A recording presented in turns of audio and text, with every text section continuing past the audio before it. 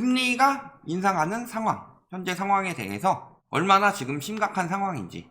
요즘에 그런 이야기들 많죠. 물가가 이제 정점이다. 유가 떨어지고 있으니까 정점이다 라고 하는데 사실 지금 유가가 그게 떨어진 가격인가요? 그래도 거의 한 90, 100달러는 늘 나오고 있죠. 유가가 진짜 제대로 떨어진 게 아니다.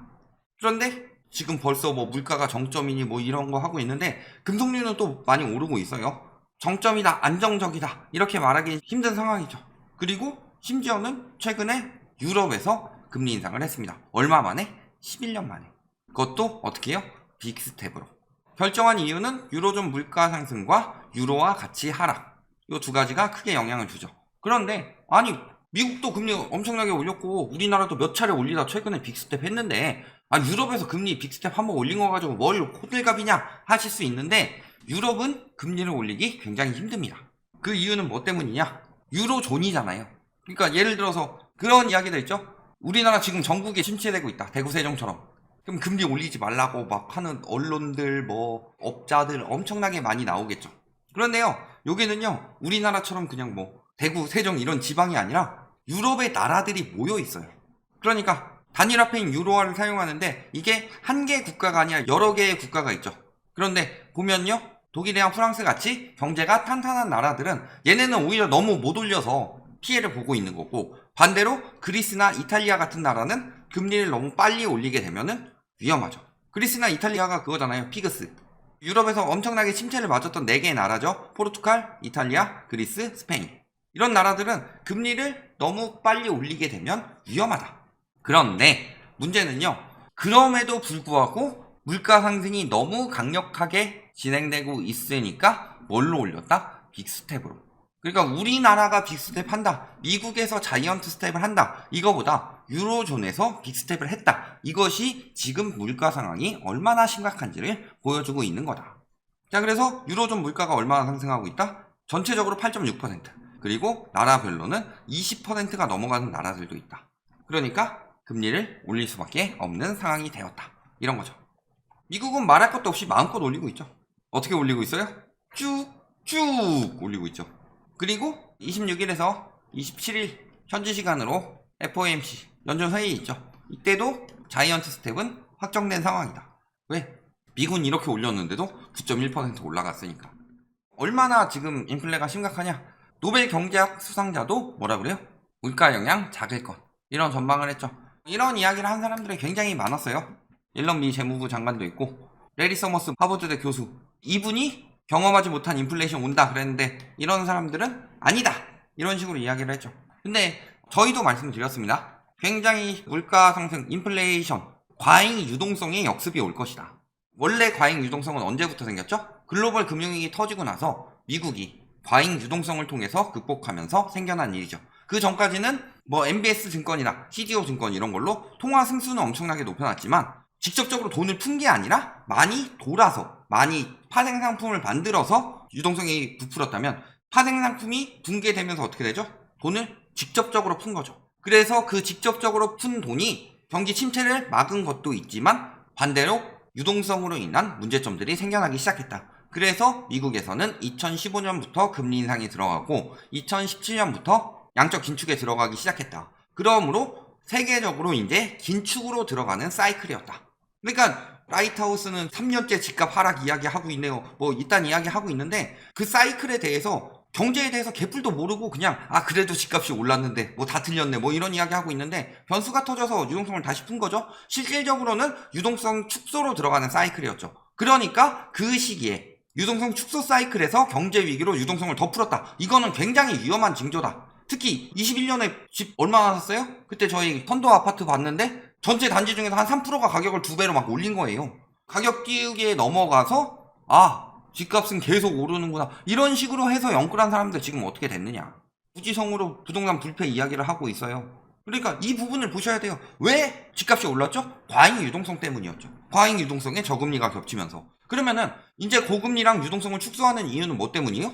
거기서 생겨난 문제점들. 그게 글로벌 금융위기 이후 연착륙시킬 수 있었는데 코로나 터지면서 유동성을 그때보다 더 풀었죠. 그래서 지금 문제가 생겨났고 그래서 앞으로는 지금처럼 유동성을 풀기는 굉장히 힘들다. 첫 번째. 그리고 두 번째는 뭐예요? 코로나 유동성만 축소돼서 해결되는 문제가 아니라 글로벌 금융위기 때 경제를 살리기 위해서 풀었던 유동성마저도 축소해야 되는 상황이다. 그렇기 때문에 그때 2019년대 왜 라이트하우스가 부동산 사이클로 뭐 10년 주기설을 믿어가지고 이제 떨어질 때 됐으니까 폭락 주장했는데 코로나 터져서 더 올랐네? 그런데 10년 주기설 때문에 떨어진다. 이딴 이야기를 하고 있다고 막 언론 같은 데서 거짓말을 하죠.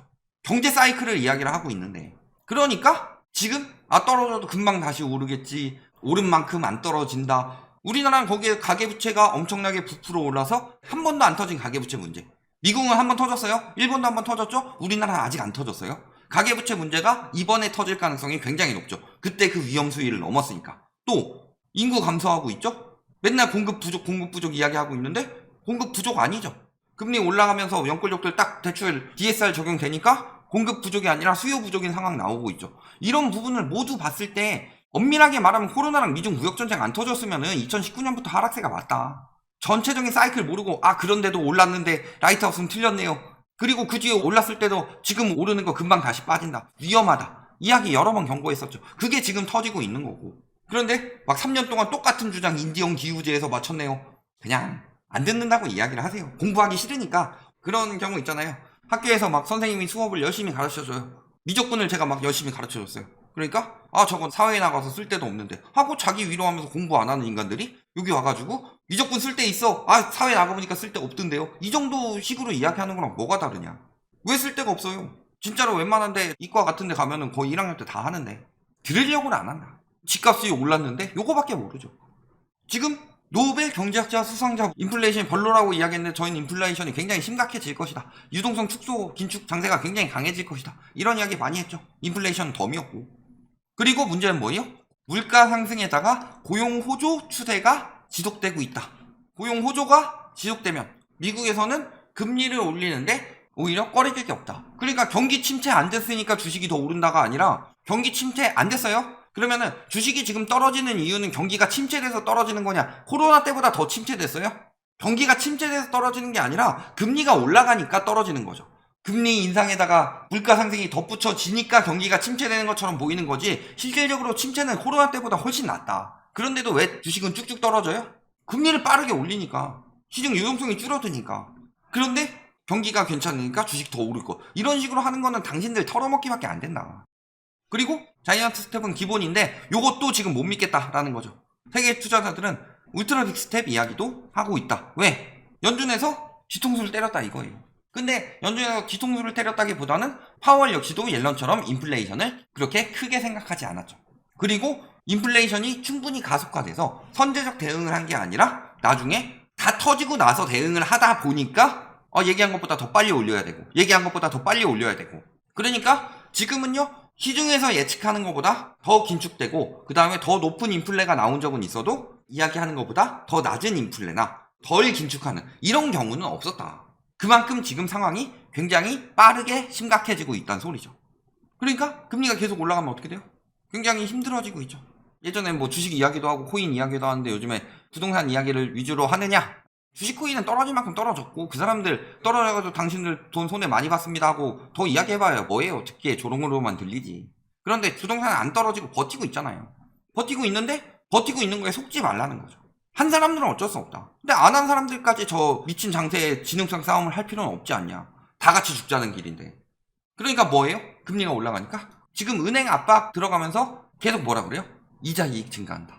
은행에서 전분기보다 10.8% 들어갔다. 역대 최대 실적이다. 은행 돈 오지게 벌고 있으니까 이자 좀 덜 받아. 자꾸 이런 식으로 압박 넣고 있는데요. 잘 생각해보세요. 미국, 유럽 이런 데보다 우리나라 은행이 이자 이익이 훨씬 더 많느냐? 그게 아니죠. 집값 떨어지게 생기니까 좋게 말하면 연착륙 시키려고, 나쁘게 말하면 집값 방어하기 위해서 완화책을 마구 내놓죠. 그러면서 은행에다가 다 떠넘기고 있다. 그런데 주는 게 있으면 받는 게 있어야 되죠. 그래서 지금 은행 입장에서 생각을 해볼게요. 손해를 굉장히 많이 볼 것 같아 보여요. 뭐 정부에서 지원이 들어온다고 하더라도. 그러면 이 손해를 뭘로 메꾸느냐? 이익을 줘야 되겠죠. 그런데 은행이 금리를 낮춰가지고 이루어지는 손해, 이 부분에 대해서 더 큰 이익을 당장 줘버리면은 보기에 좋지가 않죠. 명분도 떨어지고. 그러니까 어떻게 해요? 단기적으로는 손해처럼 보이지만 장기적으로는 이익이 되도록 이런 것들을 은행들에게 풀어주고 있다. 대표적인 예시가 뭐예요? 금산분리, 원앙. 금융사가 비금융사업에 진출할 수 있는 방안. 뭐예요? 음식 배달, 통신, 가상자산, 유통 등으로 구수 업무 확대하고 업종 제한 없이 자기 자본 1% 이내 투자 허용. 이런 것처럼 은행이 투자할 수 있는 영역을 늘리겠다.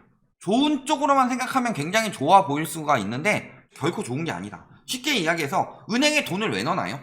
은행이 수익률이 엄청나게 높기 때문에. 예적금이 아니죠.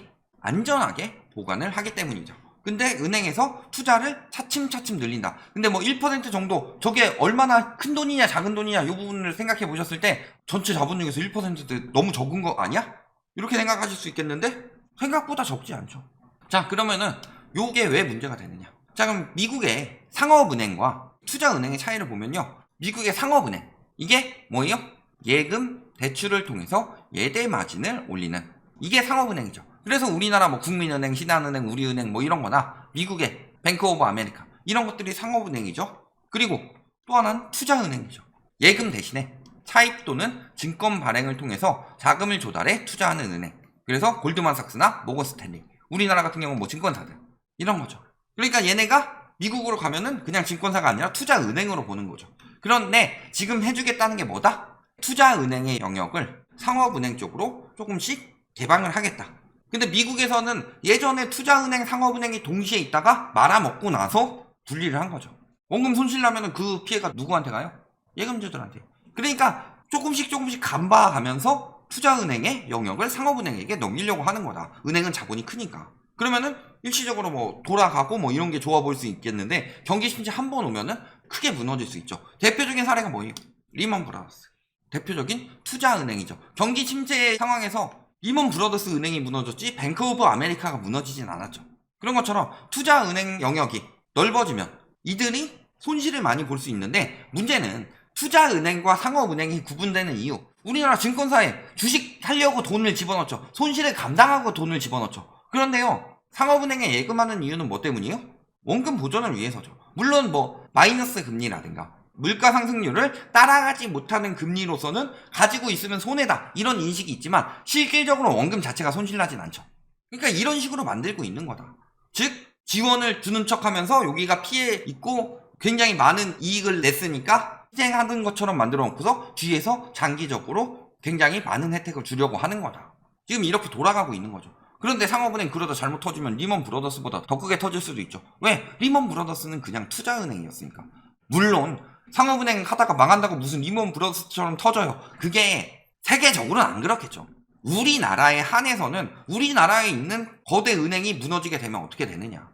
지금 얼마나 튼튼한데 당장 무너진다는 이야기가 아니라 저런 식으로 권한을 확대해 가면서 경제위기가 이번에 사람들에게 혜택을 주는 척하면서 은행에 많은 혜택을 주고 그게 긍정적인 것처럼 앞으로 또 경기가 다시 살아나게 되면은 그게 굉장히 긍정적으로 작용하겠죠. 그러면 긍정적으로 작용해가지고 이것을 여론을 몰아붙여서 더 많은 권한을 주고 그러다가 경기 침체가 한 번에 오면은 무너질 수 있다는 거죠. 괜히 분리해 놓은 게 아니다. 그래서 금리 인상 도미노가 어디까지 갔어요? 지구 한 바퀴 돌았다. 뭐 우리나라도 왔고 캐나다 이번에 울트라 빅스텝 했죠. 뭐 호주, 아프리카, 유럽 다 돌고 있다. 우리나라는 막을 수 있을까요? 지금 계속 바뀌고 있어요. 올해 초만 하더라도 연말 2% 이야기를 했는데 한 5월쯤 되니까 2.25 나오더니 6월쯤 되니까 2.5 나오고 7월 되니까 2.75에서 3%까지 나왔다. 불과 몇 달 사이에요? 3달 사이에 전망이 이렇게 바뀌는데 저렇게 이야기하는 사람들이 믿을 수 있겠어요? 저희가 그때 연초에 뭐라고 그랬죠? 금리 인상할 때? 올해 최소 3%라고 그랬죠. 최소 3% 나오게 생겼죠. 어느 쪽 말이 맞냐. 본인의 이익이 걸려있는 사람들은 냉정하게 분석을 해주지 못한다. 결론 뭐예요? 금리 인상 곧 멈춘다 혹은 이제부터 뭐 그렇게 확 올리진 않을 거다. 그런데 그게 제어가 쉽지 않다. 상황이 얼마나 심각하냐면 유로존까지도 금리 인상했는데 그것도 빅스텝으로. 그러니까 지금 뭐하고 있는 거예요? 영끌 지원해주면서 은행 투자 넓히는 거죠. 은행 투자 넓히면 무슨 일이 벌어지냐. 우리나라에서 리먼 브라더스 사태가 터지진 않았지만 저축은행에서 2011년에 부동산 쪽에 투자 많이 했다가 부동산 PF 터져가지고 작살 났었죠.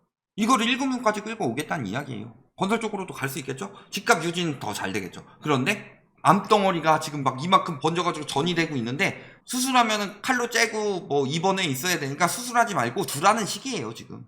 수술할 건 해야지. 앞으로 그러면은 경제는 어떻게 흘러가겠어요? 뭐 부동산뿐만이 아니라 당분간은 굉장히 오랜 긴축 기간, 그리고 긴축 동안에 계속 막 죽어라 침체된다 이 이야기는 아니에요. 경기가 살아나긴 살아나더라도 자산 시장의 거품이 다시 생겨나기는 쉽지가 않다. 여기까지 말씀드리겠습니다.